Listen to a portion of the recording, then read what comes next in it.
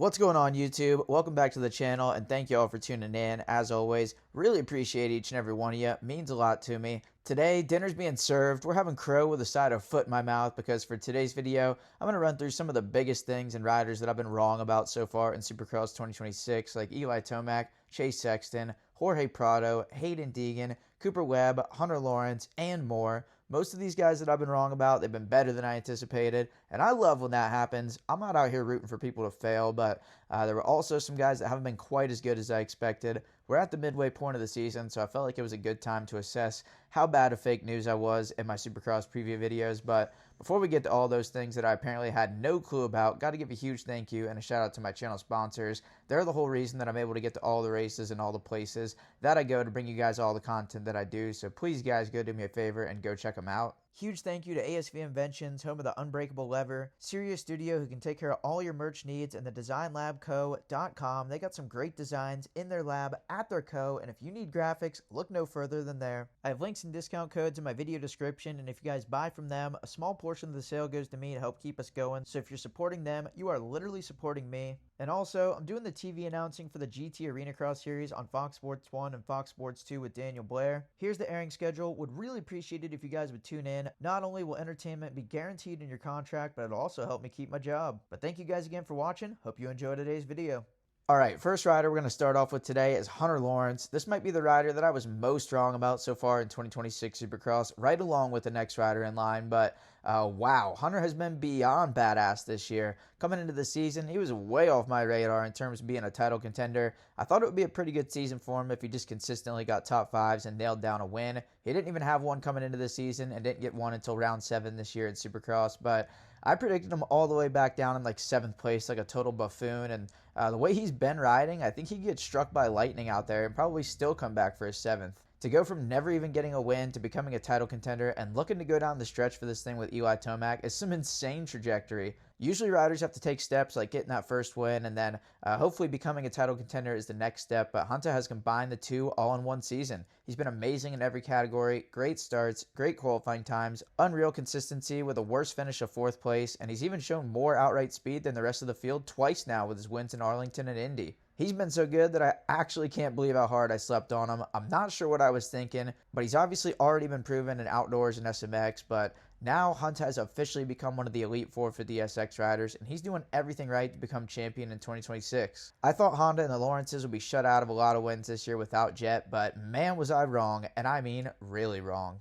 Next up, if you know me, you had to know this was coming, but now we're going to talk about Jorge Prado, and now that I'm thinking about it, I think I may have been equally or even more wrong about Prado than I was about Hunta.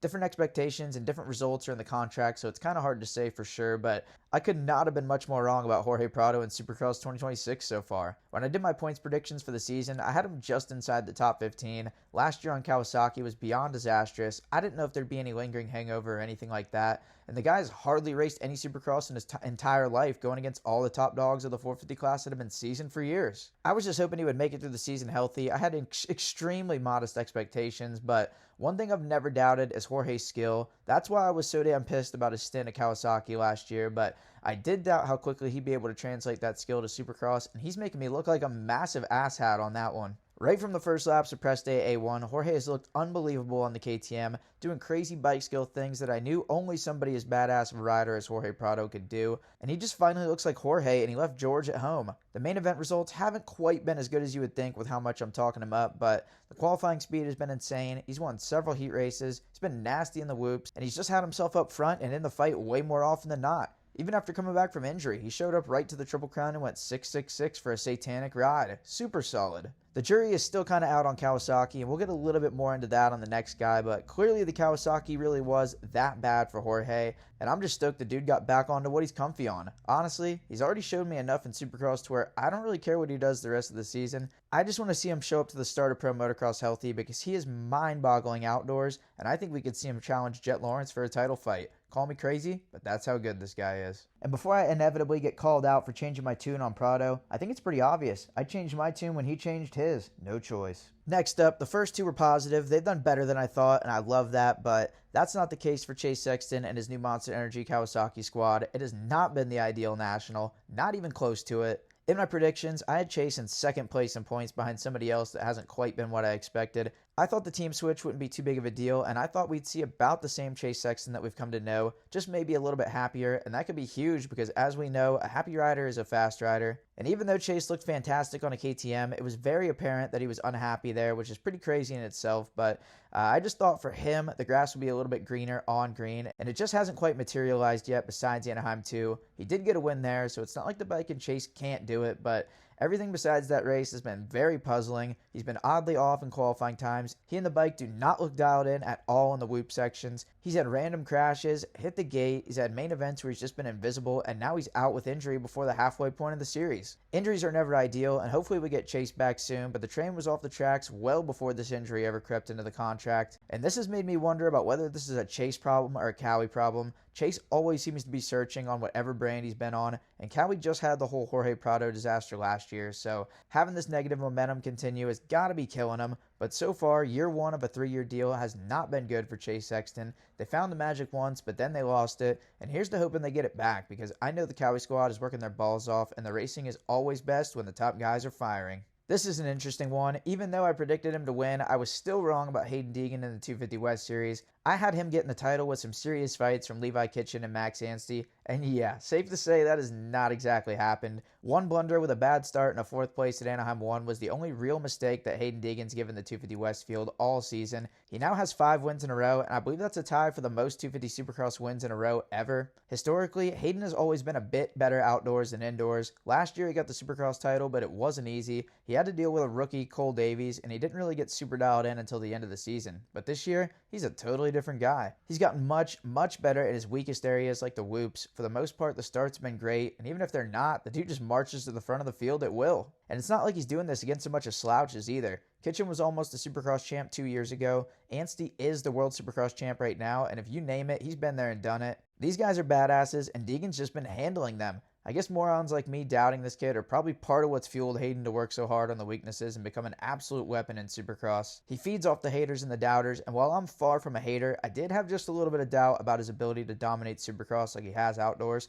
and what do you know? I was wrong. Everything I've seen this year has shown me that he'll be ready to move up to the 450 class in Supercross next year, and while that is for sure going to be epic to see, we are getting a preview even before that, because after these last few 250 Supercross races, he'll be getting on the 450 for outdoors. Deegan versus Jed, anybody? We'll get there when it's time. I should have known better on this one. I'm kicking myself, but damn it, I was wrong about the legend that is Eli Tomac. He's getting up there in age, he's on a new team, which was a huge risk considering he went to a steel frame after being on aluminum and Japanese machinery for his whole life. He's had a few seasons in a row that have been cut short due to injury, but despite all that, he is absolutely crushing it. Jason Wygant has a theory about athletes in their older age still being able to be their best self, but maybe just not quite as consistently. You know, ain't as good as I once was, but as good once as I ever was. But Ouija's theory also includes an Eli Tomac exemption from that theory, and he is dead on. Tomac's been as consistent as ever this year. Age doesn't phase beast mode. He might not even know or care how old he is anymore, but for a guy that we all thought would be retired by now, this has been a badass season for ET. Tons of work in the offseason, riding tons of different tracks, a couple races in World Supercross, and it's clear that the homework was done in the offseason for Eli to be lethal on orange. Apparently WP got a new shock setting, so there hasn't been any shock fading issues like we saw from Sexton and Vial last year, and this is one of, if not the best versions of Eli Tomac we've ever seen. I predicted him to be third in the championship behind Sexton and the next rider we're going to talk about, so I wasn't super wrong on this one, but I did think there'd be a little bit of inconsistency at some rounds with the new bike and some setup struggles, but they seem to have been minimized, and Tomac's bringing the heat every weekend. Without a couple issues in Houston and Glendale, ET would actually be kind of running away with this thing, but now it seems like it's pretty much down to him and Hunta. I mean, how sick would it be to see a total legend of the sport on a new team and heading towards the geriatric national get a championship in 2026? We all expected him to have ridden off into the sunset years ago. He's become a true fan favorite over the last several years, and now for this championship, it's pretty much going to come down to how many times he can summon orange beast mode through the rest of this series. Another rider that I expected a little bit more out of in Supercross 2026 is the defending 450 champ Cooper Webb. He's a man of opportunity, and when Jet Lawrence went out, I figured that was Coop's signal to capitalize and get another championship.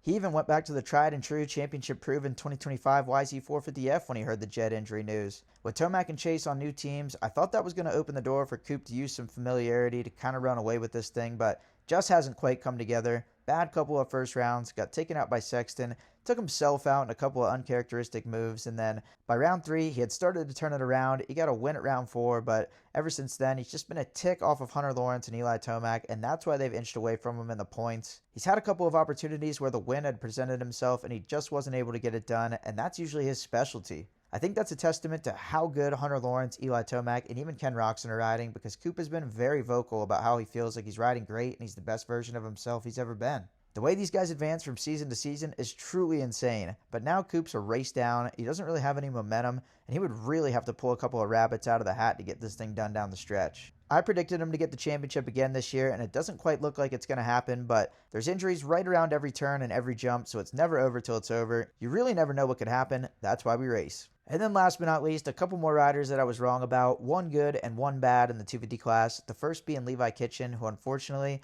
has just not quite been what I expected so far in 2026. To be fair, he's really turned it around the last 3 rounds compared to the first 3, but still, I had him being a race winner and challenging Deegan big time down the stretch for a title, and it hasn't even been close to that. Luckily, we did get a good battle between the two in Seattle, and Levi had an unreal ride in Glendale to come from way back to second, but at the Triple Crown, he had a couple of good chances to beat Hayden, and he couldn't make it happen, and I don't even want to get into the first 3 rounds. Holy dumpster fire national. I think the lack of Deegan versus Kitchen battles says more about Hayden than it does Levi. I mean, Hayden has really stepped it up, but Levi's all the way down in 5th place in points, and I had him challenge him for the title. Wrong again. I had a lot of faith in Levi as a Supercross rider and racer, and I still do, but he is going to need to take a little bit of a step to be able to take the fight to Deegan and beat him when the West Series resumes from the break. And last but not least, gotta give some love to Pierce Brown for being way better than I anticipated. He had a bad injury in Supercross last year while he was leading the East Opener, came back for the end of Pro Motocross just to get hurt again, so there was zero momentum in the contract. I figured he would at least need a few rounds to build back into it, but wow, I could not have been more wrong about that one because the dude came out and won the opener. Another podium at Daytona was solid, and then he did some good damage control at Indy to avoid a total disaster and still come out with a top 5. Great work there, and he's shown that he's here to be a title contender and that I don't know what the hell I'm talking about. Like I said earlier, I really love when people are better than I predict. I dig seeing people succeed, so shout out to Pierce Brown. You are killing it this year. But that's all I got for you guys in today's video. Really appreciate you guys tuning in. And like I always say, please let me know in the comments what you thought of the video, if you liked it, if you disliked it, if you agree with my takes, if you disagree with my takes, if I was out to lunch with my expectations, or if I'm even out to lunch with what I had in just today's video. Even if you want to throw some hate my way, I'm here for all of it, and it's actually quite entertaining. But yeah, like I said, thank you guys again for watching. Really appreciate it, and we'll catch you in the next one. Free of choice.